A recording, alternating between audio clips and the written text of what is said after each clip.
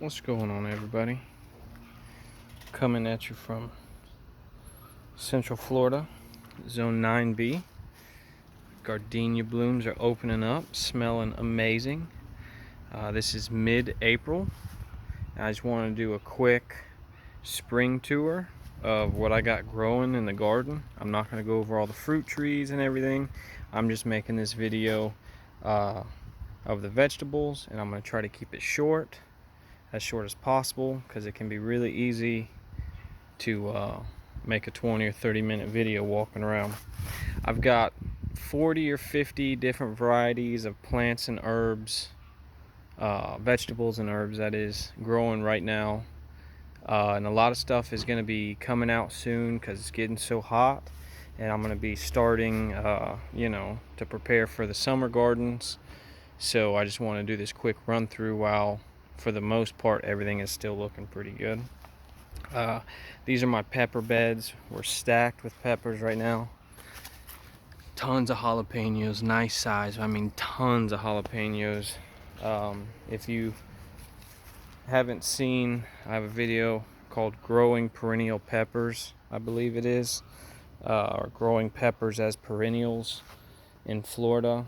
I posted a couple weeks ago. It's more in depth about everything, but man, there are some nice peppers on these plants already, and it's just April, guys. Here's a confetti cilantro that I let go to seed, and I'm gonna harvest that soon, dry it out, save some for coriander, but then also save seeds for next year. I got some carrots that are growing really well. My habaneros stacked with peppers. They're starting to turn orange too, so very soon those will be ready.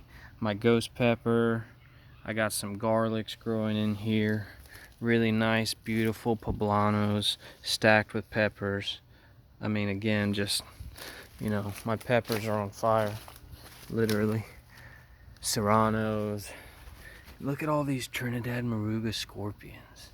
I mean, there are so many peppers on these plants. One of them's about ready too. Look at that, first one of the season. That's gonna be hot. All right, over here we got purple kale still growing, chamomile for me to make teas. I got 4 pots with some Kennebec white potatoes. There's some lemongrass there. There's also some lemongrass over there. Okay, we've got Thai basil, purple basil. There's a bell pepper right there that I topped. Everybody loves my pepper plants, and this is pretty much how you do it. When the plant is still young and growing, you top it.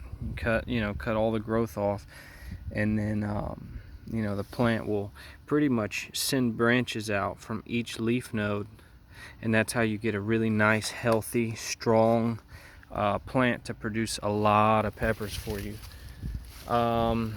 There's a Mr. Stripey tomato. We've got rosemary in a pot there.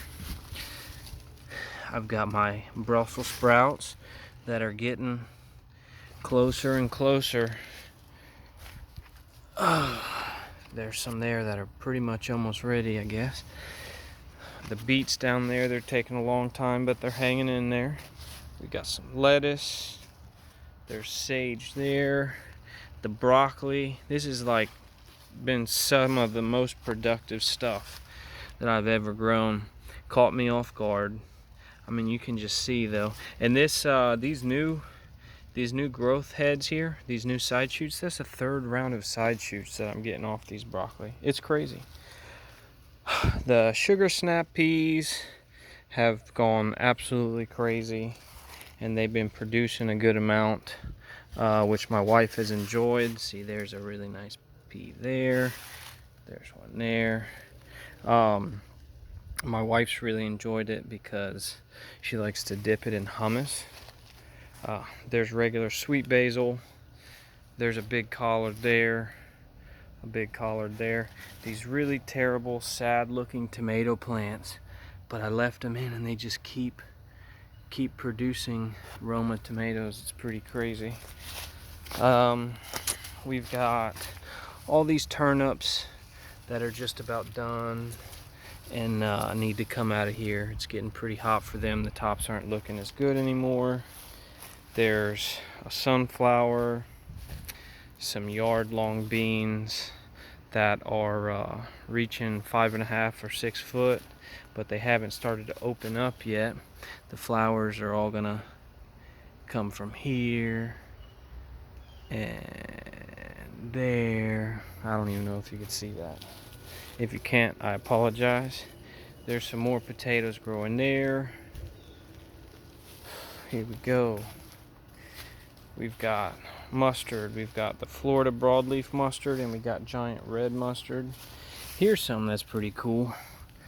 I'm growing my cucumbers up my guava trees, and they're actually producing quite nicely.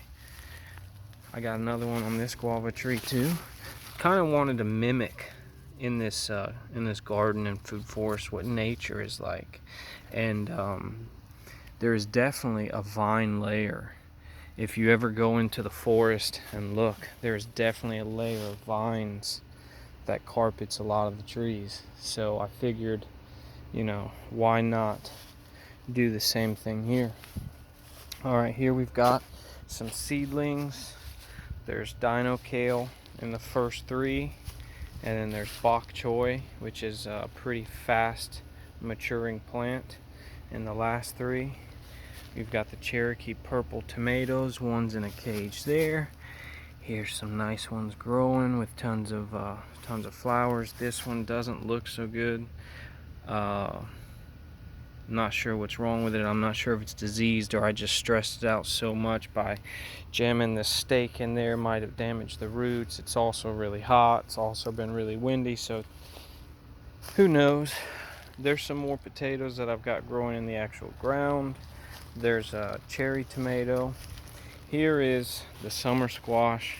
I know if you watch some of my other videos, I talk about my summer squash a lot, but I'm super proud of them. There's a female flower. There's one that was pollinated yesterday, and one that was pollinated the day before, and another female flower there. That was pollinated 3 or 4 days ago. Same thing on this one. I mean, there's one that's huge, ready to pick. Even bigger, just pollinated. That one opened this morning. Oh, and look at the bee flying around, doing my work. Nature is beautiful. Just more squash over here, tons of flowers. Here's some zucchinis. If you saw a video that I said, can you cross-pollinate summer squash? This here is the one that I pollinated with the patty pan male flower. In fact, I did that with this one as well because there was no zucchini flowers. But this morning, if you look, there's another one down there that opened. That's a female flower. And there's tons of female flowers all over the place. We got some sweet potatoes down there, another sunflower, some more sweet potato vines here. I knew there was a flower opened up. There it is. Look at how beautiful that is. Yeah, those should be ready to pick then, especially if they're flowering. The other cucumbers I'm growing up, the guava trees, are a pickling variety called a Sumter. These are an heirloom slicer variety called Straight 8. They're not doing as well, but they were planted a little later, so hopefully they can pull through and give us some cucumbers out of that. Here are my cabbages that I just posted a video about, talking about will cabbages regrow after harvesting.